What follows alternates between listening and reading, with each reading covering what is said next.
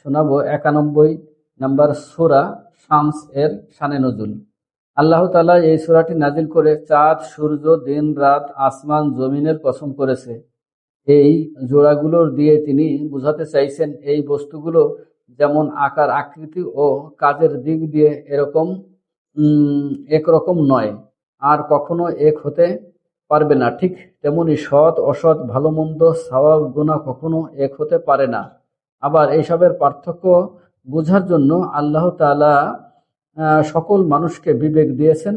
এখন তারা চাইলে ভালো কাজ করতে পারে, আবার চাইলে মন্দ কাজও করতে পারে। তবে মানুষকে মন্দ কাজের নিরুৎসাহী করতে আল্লাহ পাঠালেন সামুদ জাতির বিবরণ।